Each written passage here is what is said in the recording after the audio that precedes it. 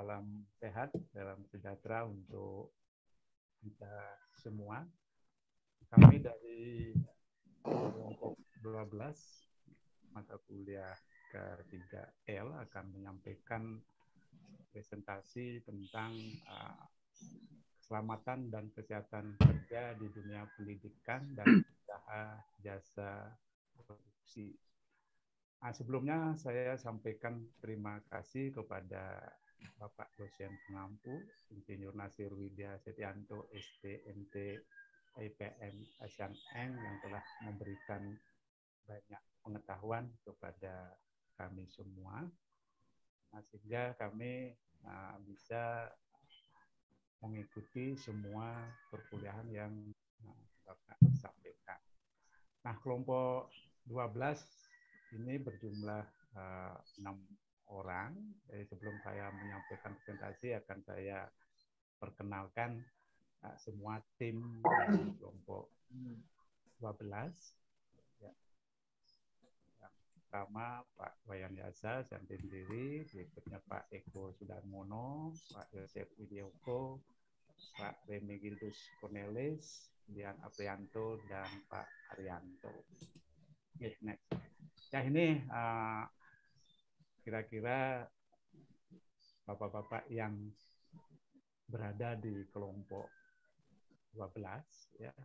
Ini terdiri dari 2 unsur, ada 2 unsur dari pendidikan, ada 2 unsur dan 1 unsur dari, dan 5 unsur dari dunia konsultan. Oke, next, Pak.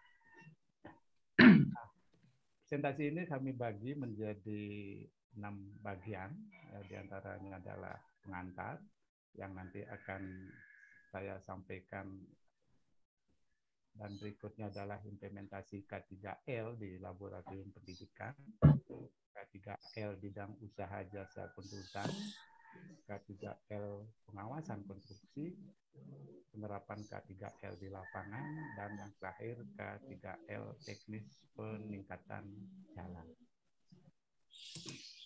Nah, kita mulai dari definisi keselamatan kerja. Keselamatan kerja adalah sebuah kondisi di mana para karyawan terlindung dari cedera yang disebabkan oleh berbagai kecelakaan yang berhubungan dengan pekerjaan. Kesehatan kerja adalah sebuah kondisi di mana para karyawan terbebas dari berbagai penyakit fisik dan emosional yang disebabkan oleh pekerjaan. Nah, seberapa penting sebenarnya K3L di dunia pendidikan, di dunia kerja, terutamanya dari usaha jasa konstruksi, ya, untuk mencegah kerugian fisik dan finansial yang bisa diderita karyawan, mencegah terjadinya gangguan terhadap produktivitas perusahaan, menghemat biaya premi asuransi, serta menghindari tuntutan hukum. Nah, fokus program K3L yaitu ada perilaku kerja dan kondisi kerja. Perilaku kerja terdiri dari membentuk sikap karyawan yang pro keselamatan kerja, mendorong upaya seluruh karyawan untuk mewujudkan keselamatan kerja, mulai dari manajemen puncak hingga karyawan level terendah, menekankan tanggung jawab para manajer dalam melaksanakan program keselamatan kerja. Sementara untuk kondisi kerja, itu untuk mengembangkan dan memelihara lingkungan kerja fisik yang aman di dunia kerja. Nah, dampak ketiadaan K3L misalnya di laboratorium pendidikan seperti yang sering saya alami itu, ya, itu keselamatan pengguna laboratorium akan terancam jika tidak ada rambu-rambu yang digunakan dalam melaksanakan praktikum di laboratorium. Yang kedua itu, tanpa adanya mutu layanan laboratorium, membuat mahasiswa akan bersikap abai dengan keselamatannya dalam berpraktikum. Yang ketiga, jika terjadi kecelakaan, maka akan terjadi kebingungan dengan apa hal yang dilakukan pertama kali dan siapa yang harus dihubungi. Dan keempat, jika terjadi kecelakaan, akan membuat proses belajar mengajar praktikum terganggu. Itu secara umum kalau di dalam laboratorium itu K3L itu tidak diterapkan. Nah, berikutnya, seperti apa sebenarnya implementasi K3L di laboratorium pendidikan? Nah, Misalnya adalah laboratorium beton teknik sipil yang ini secara case ya, secara case kami mencoba untuk mengambil contoh kasus misalnya di laboratorium beton teknik sipil Undana. Nah, tempat pelaksanaan pengujian, penelitian dan rekom terkait dengan material beton oleh mahasiswa, dosen dan pihak lain yang terkait. Nah, di situ sudah tersedia adanya sarana prasarana laboratorium. Nah, kegiatan yang berisiko kecelakaan itu apa saja di laboratorium itu adalah kegiatan yang memungkinkan akan terjadi kecelakaan. Misalnya itu penyimpanan bahan material yang tidak baik ya, seperti misalnya kerikil, pasir, semen, penyimpanan bahan atau alat tidak disediakan secara khusus. Hal itu akan bisa berdampak menyebabkan kegiatan-kegiatan yang mengundang terjadinya risiko kecelakaan. Itu mulai dari penyimpanan bahan. Yang kedua, mulai pengujian sifat propertis material. Seperti misalnya dalam hal pengujian, itu penggunaan bahan gelas itu akan sangat berbahaya kalau kita tidak hati-hati dan menyiapkan langkah-langkah bagaimana kita menggunakan bahan-bahan yang terbuat dari gelas misalnya. Terus abu penyaringan, ya, penggunaan listrik, penggunaan oven, serta penggunaan alat Los Angeles biasanya digunakan untuk menyiapkan material-material sebelum dijadikan suatu bahan-bahan uji. Hal ini yang perlu kita perhatikan. Itu pengujian sifat propertis material. Nah, begitu juga dalam proses pencampuran beton. Pencampuran beton, bagaimana kita harus menyiapkan alat-alat yang perlu disiapkan untuk melindungi kegiatan-kegiatan tersebut. Misalnya dalam hal proses pencampuran beton dan pembuatan benda uji.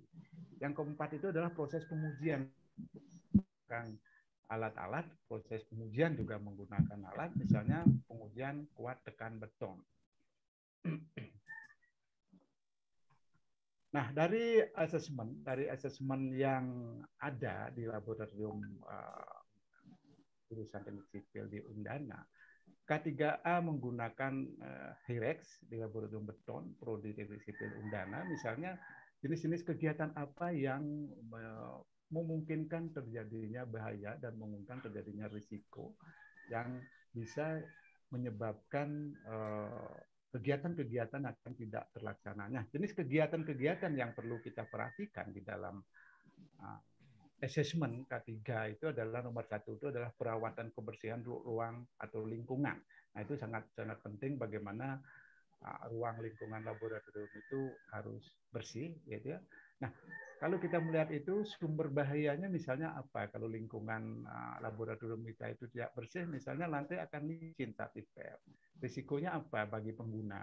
Risikonya adalah terpleset dan terjatuh. Penyebabnya adalah pengawasan tidak memadai. Nah, berikutnya di sini adalah penilaian-penilaian dan rekomendasi yang perlu kita lakukan. Rekomendasi pencegahannya apa? Adalah pasang tanda awas lantai licin, ya.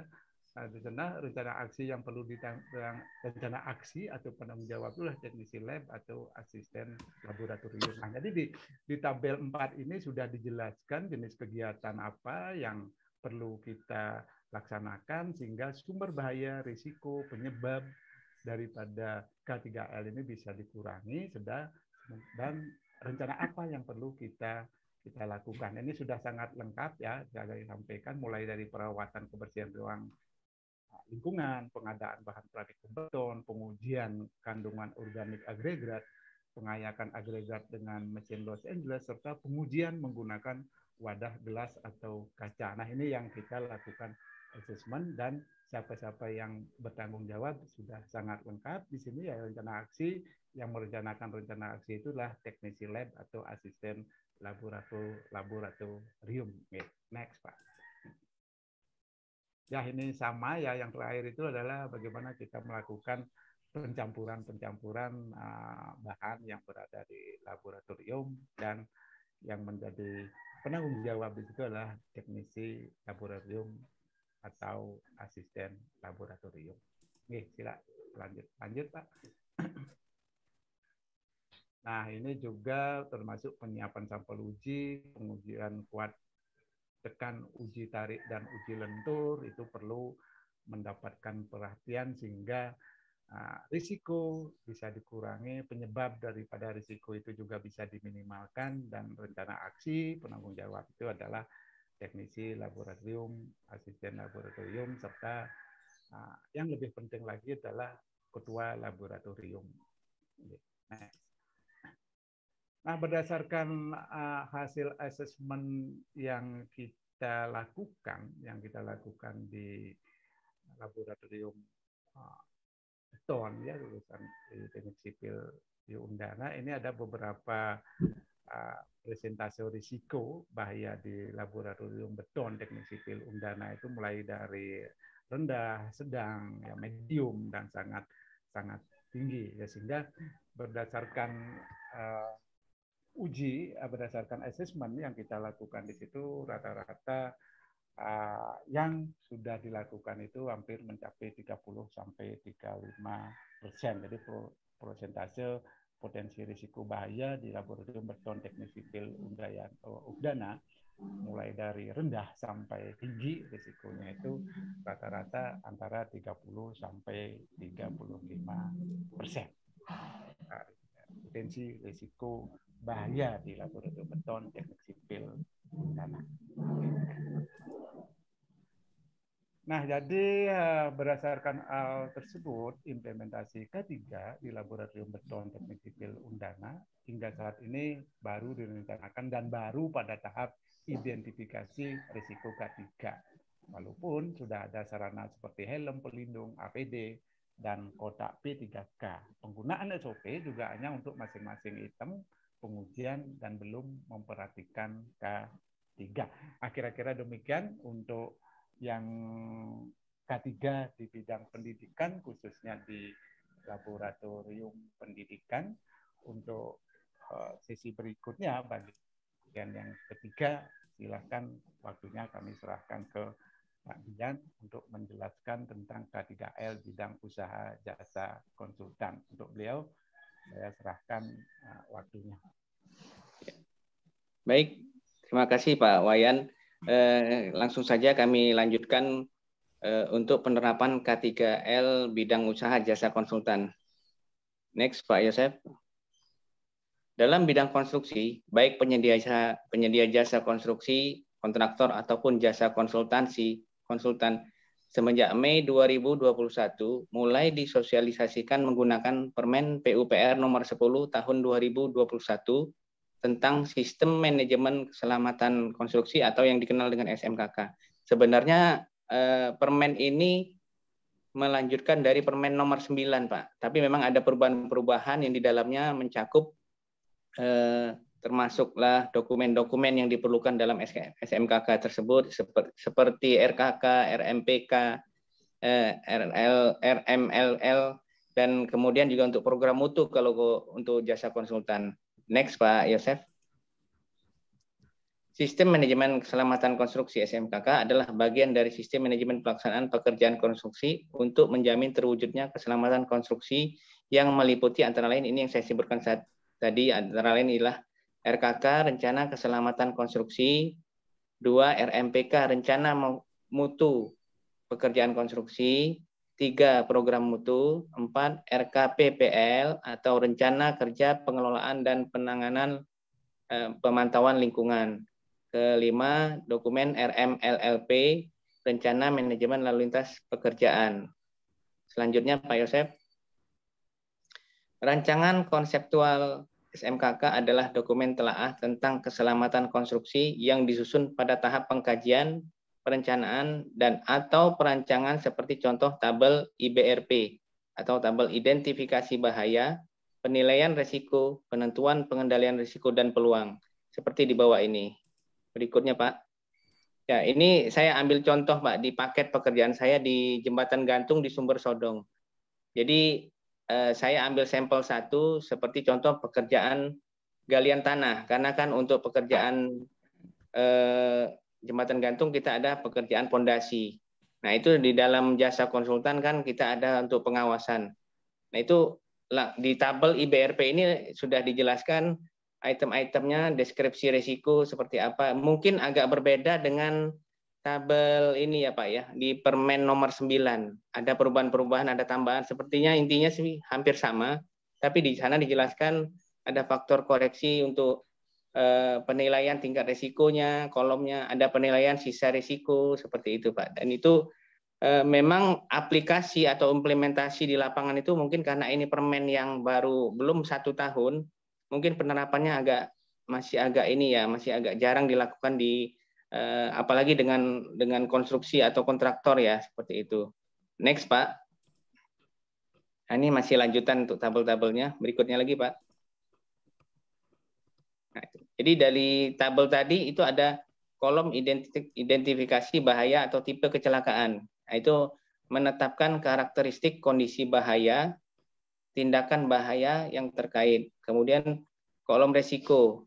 Kolom resiko adalah paparan atau konsekuensi yang timbul akibat kondisi bahaya dan tindakan bahaya. Kolom perundingan dan persyaratan lain, acuan dalam melakukan pengendalian risiko. Kemudian juga jenis kegiatan, kekerapan atau kemungkinan.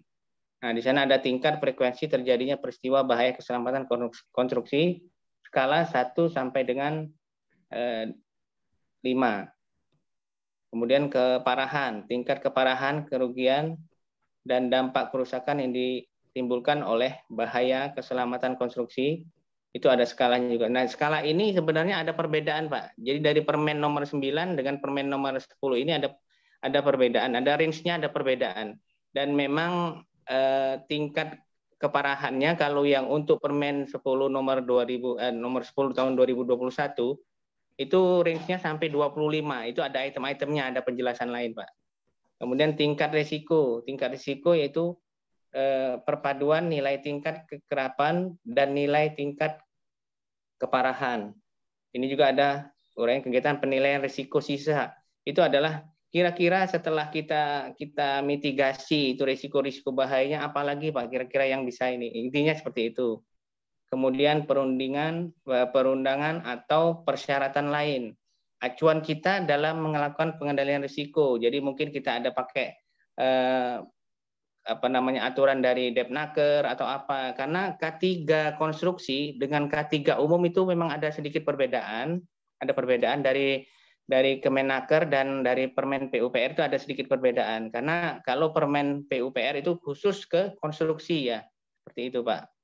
Nah, kemudian pengendalian risiko, kegiatan yang dapat mengendalikan baik mengurangi maupun menghilangkan dampak bahaya yang timbul baik sebagai pengendalian awal maupun upaya tambahan. Selanjutnya Pak Yosep. Studi kasus ini hanya mengambil satu contoh dari beberapa item pekerjaan dilaksanakan. Dari tinjauan kami di lapangan dapat diambil kesimpulan sebagai berikut. 1. Terdapat beberapa risiko kecelakaan kerja dengan kategori rendah, sedang dan tinggi yang mungkin terjadi pada proyek-proyek yang akan berlangsung. Seperti contoh kami mengambil pembangunan jembatan gantung Sumber Sodong, Kecamatan Wongsorejo, Kabupaten Banyuwangi.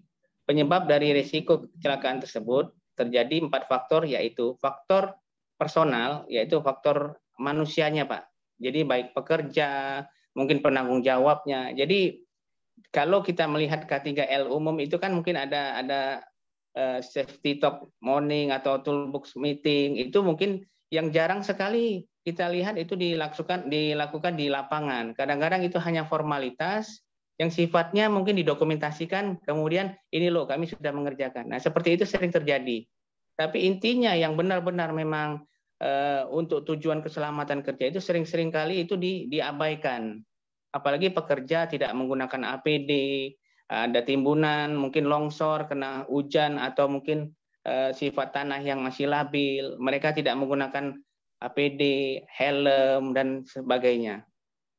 Kemudian faktor manajemen. Faktor manajemen ini sudah termasuk mungkin manajemen konstruksinya, seperti apa, kontraktor seperti apa, apakah sudah ada orang K3-nya, HSE-nya apa.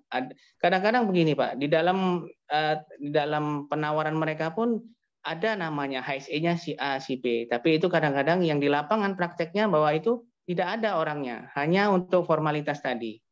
Kemudian faktor teknis dan faktor lingkungan yang dapat diuraikan menjadi penyebab dasar. Kemungkinan penyebab terjadinya kecelakaan. Itu yang mungkin kami dapat sampaikan dari bidang jasa konsultan, Pak. Terima kasih waktunya. Monggo silakan untuk yang berikutnya, Pak.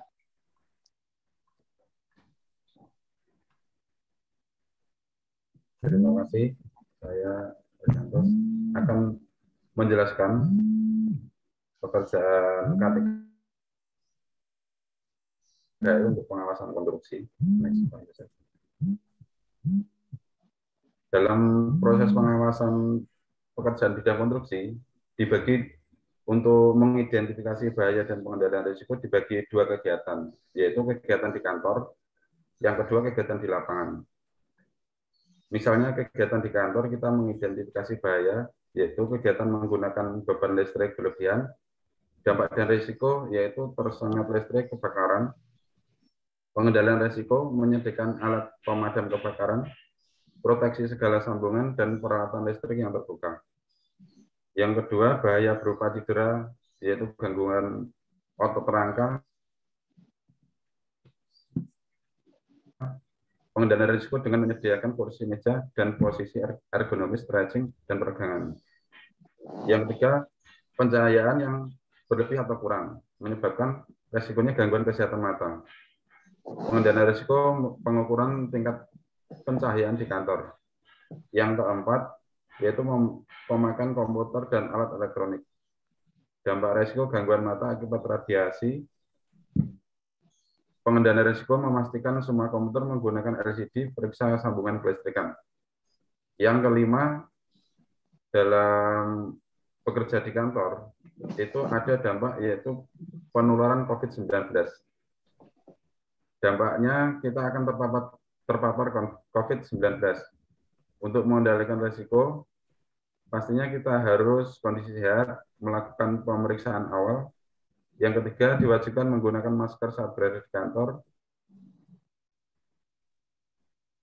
Yang keempat, sesering mungkin mencuci tangan sebelum dan melakukan pekerjaan. Yang kelima, melakukan physical distancing. Next. Yang berikutnya yaitu identifikasi bahaya pengendalian risiko kegiatan pengawas di lapangan.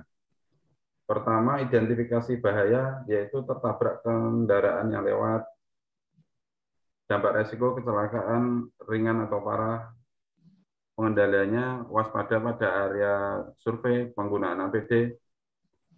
Yang kedua, terperosok ke sungai, dampak risikonya terbawa arus sungai dan tenggelam.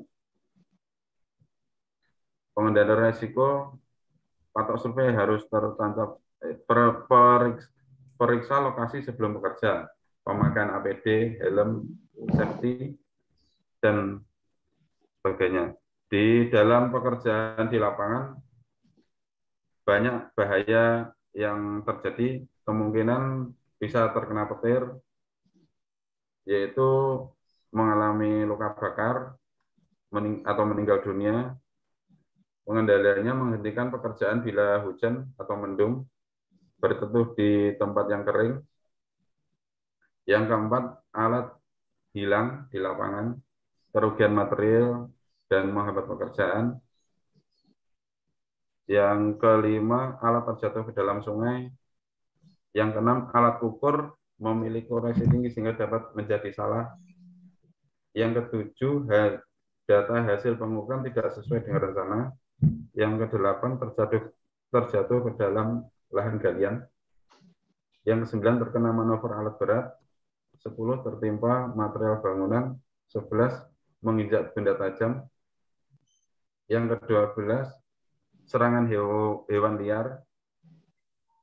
Dan di sini sudah dijelaskan terkait dampak dan pengendalian risikonya. Di pekerjaan di lapangan pun kita akan mendapat bahaya juga terkait penularan COVID-19. Dampak risikonya terpapar COVID, untuk mengendalikan risiko sama pekerjaan dengan di kantor, yaitu kondisi kesehatan harus fit, melakukan pemeriksaan awal, diwajibkan menggunakan masker, sesering mungkin mencuci tangan, melakukan physical distancing, dan menghindari berbagi barang pribadi. Next, Pak. Sasaran dan program pengawasan. Misalnya pekerjaan galian tanah, uraian pekerjaan kegiatan galian tanah, sasarannya pekerja tidak tertimbun longsor galian. Galian sesuai dengan spesifikasi teknis. Program pengawasan memastikan pekerja melakukan pekerjaan sesuai SOP yang telah ditetapkan. Kedua, memastikan pekerja selalu memakai APD. Ketiga, memastikan pelaksana pekerjaan galian sesuai dengan spesifikasi teknis. Dan ini beberapa kegiatan yang harusnya sesuai dengan program pengawasan. Ada beberapa pekerjaan yaitu DT angkut material atau hasil buang material galian. Yang ketiga, pekerjaan batu belah, beton, dan pembesian dengan besi ulir, begesting untuk balok, slope, dan membongkar begesting. Berikutnya, Pak. Pengelolaan kesehatan konstruksi. Pengelolaan kesehatan konstruksi itu terdiri dari pekerja. Misalnya, setiap pekerja wajib menggunakan helm, sepatu kerja, dan pakaian yang layak. Kedua, tata cara kerja. Tata cara kerja ini, misalnya sebelum bekerja, seluruh pekerja dikumpulkan di seksi masing-masing guna mendapatkan gambaran mengenai keselamatan kesehatan kerja sesuai bidang pekerjaan masing-masing. Yang ketiga, lokasi kerja. Setiap pekerjaan atau tempat-tempat terbuka lainnya dapat yang mengakibatkan bahaya harus diberi pagar pengaman dan rambu-rambu peringatan. Keempat, yaitu peralatan kesehatan kerja lainnya, yaitu alat pelindung diri, perorangan. Yang keempat, peralatan kerja. Setiap pekerja harus menjaga alat-alat yang digunakan dalam bekerja dan kerusakan dan kehilangan serta bertanggung jawab atas penggunaan alat-alat tersebut. Alat berat, yaitu kecepatan. Setiap alat berat yang akan dioperasikan harus diperiksa terlebih dahulu oleh operator, pastikan alat tersebut dalam keadaan baik. Kecelakaan kerja. Bila terjadi kecelakaan kerja, baik itu kecil maupun besar, segera lapor pada mandor atau pelaksana, dan selanjutnya pada petugas keselamatan dan kesehatan kerja guna mendapatkan P3K. Yang terakhir itu keamanan. Petugas keamanan wajib melaporkan kegiatan kerja setiap hari ataupun hal-hal penting lainnya yang menjadi tanggung jawab kepada Ketua Regu Jaga. Kemudian Ketua Regu Jaga akan melaporkan kepada petugas K3. Next, Pak. Dari berikutnya yaitu evaluasi kinerja keselamatan konstruksi. Kegiatan pemeriksaan dan evaluasi kinerja keselamatan konstruksi dilakukan mengacu pada kegiatan yang dilaksanakan pada bagian pengendalian operasional berdasarkan upaya pengendalian pada bagian perencanaan K3 sesuai dengan uraian tabel sasaran dan program K3. Keselamatan konstruksi merupakan hal yang tidak terpisahkan dari sistem ketenaga kerjaan dan sumber daya manusia.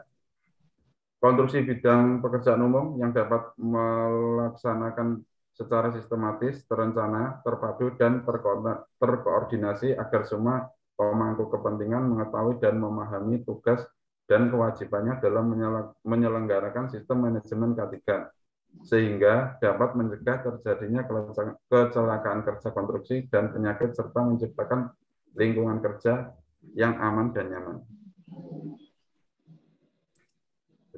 Berikutnya, Pak. Baik. Terima kasih Pak Rianto. Saya di sini akan menerapkan tentang K3L di lapangan pada pekerjaan survei jembatan. Lanjut Pak Yusef.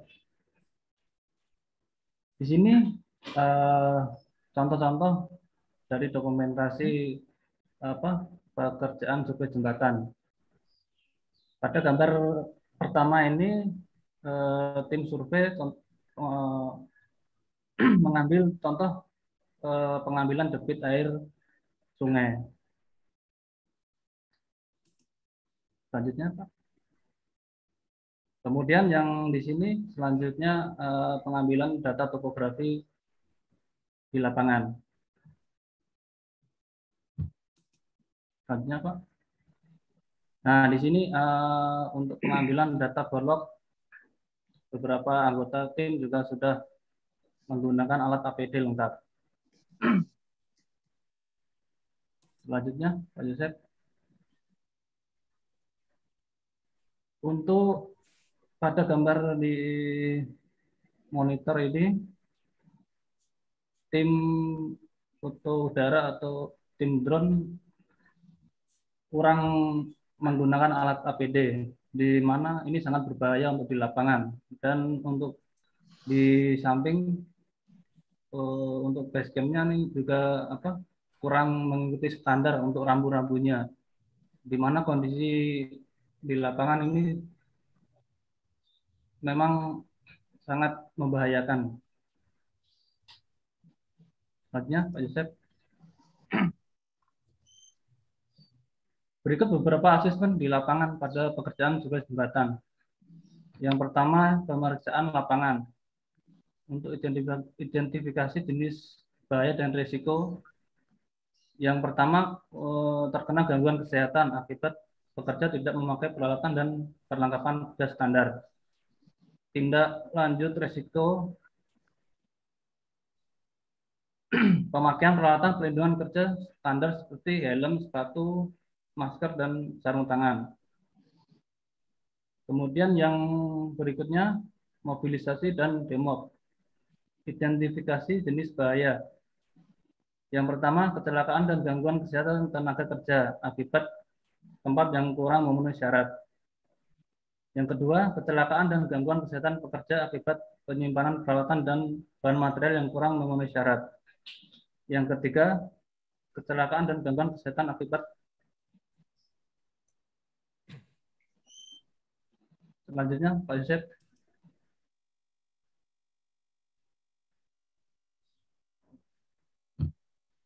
Untuk pekerjaan lapangan, yang pertama pengukuran dan pematokan. Untuk gangguan jenis risiko kesehatan akibat kondisi kerja secara umum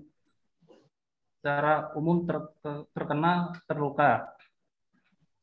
Yang kedua, kecelakaan akibat jenis dan cara penggunaan peralatan yang salah.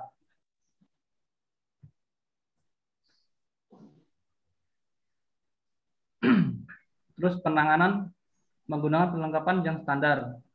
Yang kedua, pengukuran harus dilakukan dengan menggunakan meteran yang sesuai dengan standar.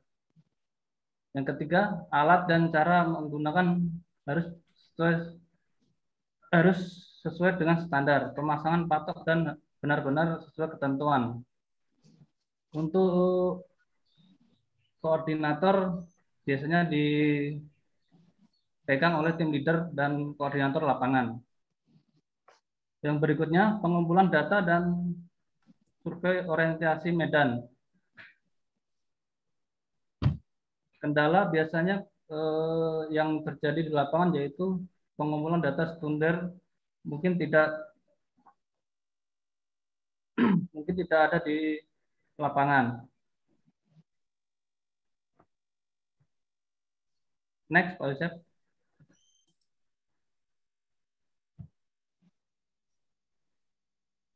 Mempersiapkan data-data sekunder sebagai pembuatan desain jalan, jembatan,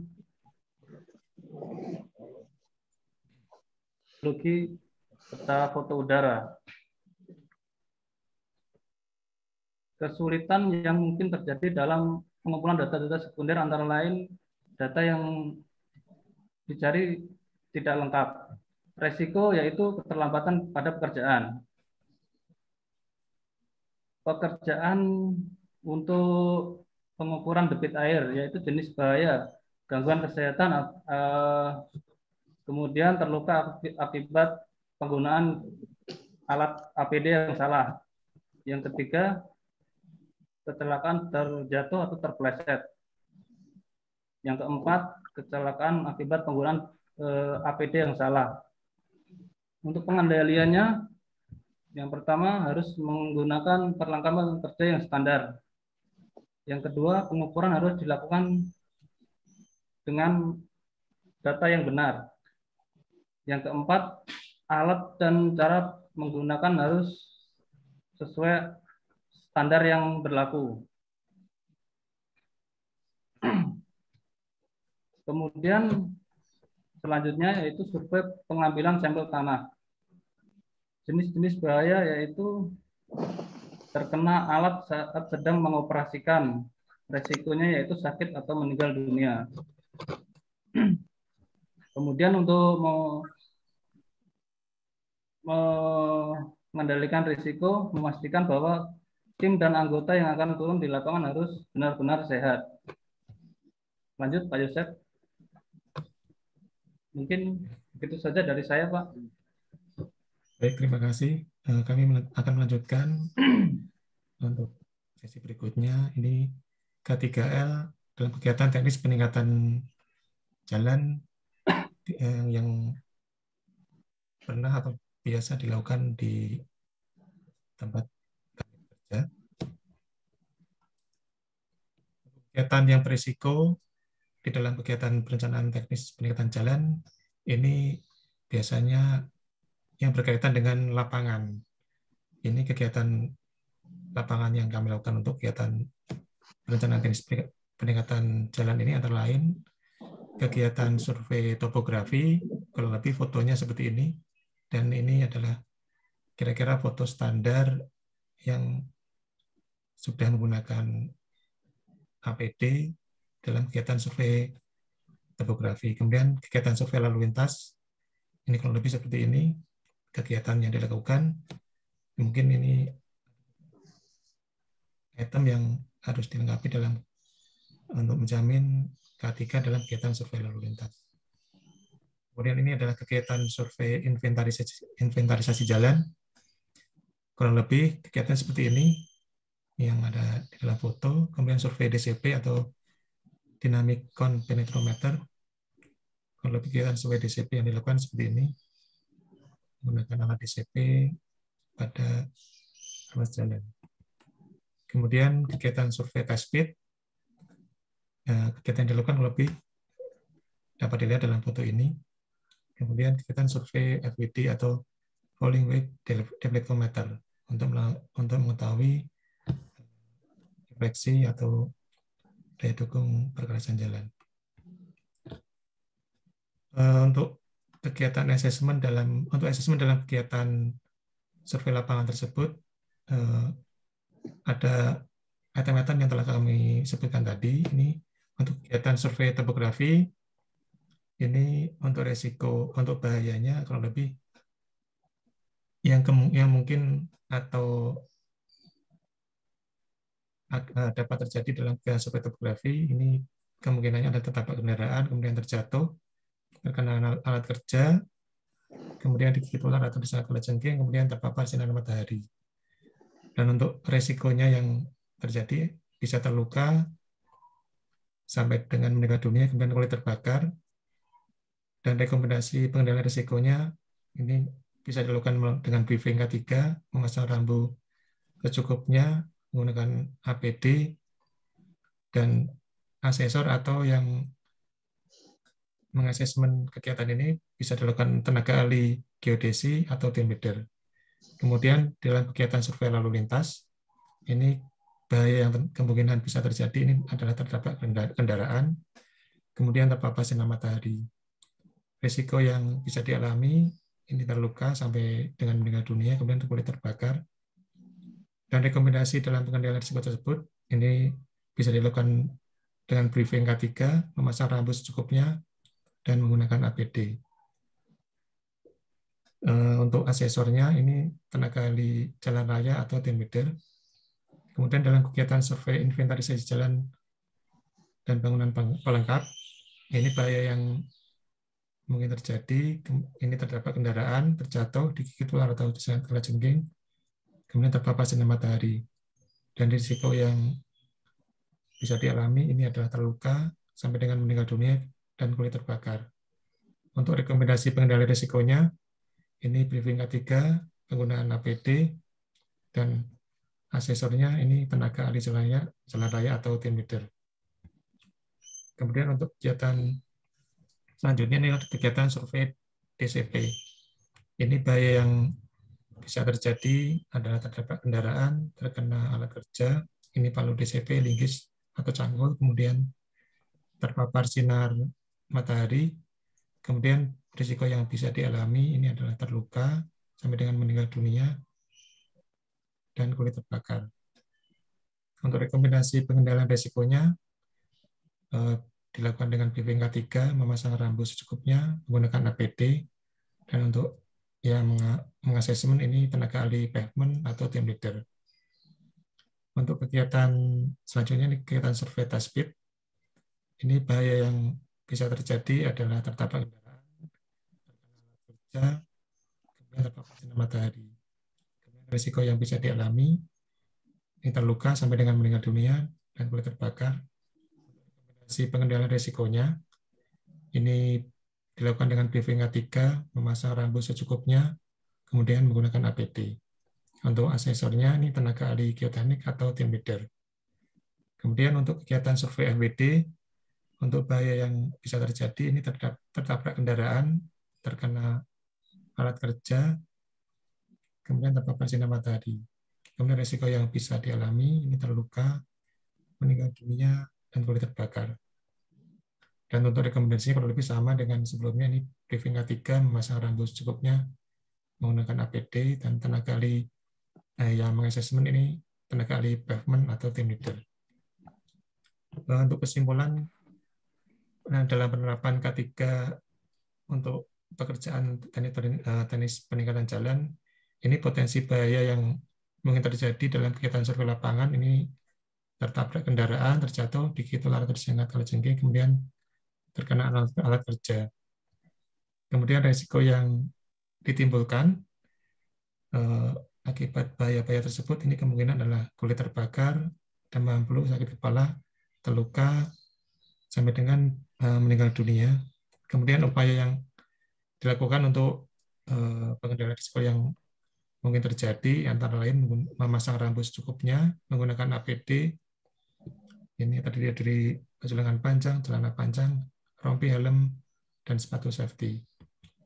Kemudian saran yang dilakukan untuk memenuhi standar K3 tersebut, ini hendaknya personil mengecek peralatan yang akan digunakan sehingga siap nanti jika digunakan di lapangan. Kemudian tim leader atau tenaga ahli yang membawai bertanggung jawab dalam kegiatan survei di lapangan untuk meningkatkan personil serta memberikan pengarahan di saat awal dilakukan kegiatan survei lapangan mengenai pentingnya K3. Mungkin itu yang kami sampaikan untuk mata kuliah K3 untuk kelompok 12. Untuk selanjutnya kami sampaikan ke Pak Wayan untuk melanjutkan. Terima kasih Pak Jeff atas waktunya. Demikian paparan dari kelompok kami, yaitu kelompok 12 tentang penerapan K3L di dunia pendidikan dan di usaha jasa konstruksi. Nah, untuk penutup saya sampaikan hal-hal mengenai pentingnya penerapan K3 di bidang dunia kerja, baik dunia kerja pendidikan maupun dunia kerja jasa konstruksi, sehingga risiko-risiko yang kemungkinan terjadi di dunia kerjaan itu bisa diminimalkan. Nah, akhir kata dari kami kelompok 12 mahasiswa program profesi Insinyur Universitas Brawijaya menyampaikan terima kasih kepada dosen pengampu mata kuliah K3L atas ilmu dan pengetahuan yang sudah disampaikan kepada kami semua. Ya, demikian kira-kira yang bisa saya sampaikan dalam tugas mata kuliah K3L ini. Lebih kurangnya saya sampaikan minta maaf. Demikian Bapak-Bapak yang bisa saya sampaikan bagian presentasi untuk kali ini kita akhiri. Terima kasih. Terima kasih, Pak.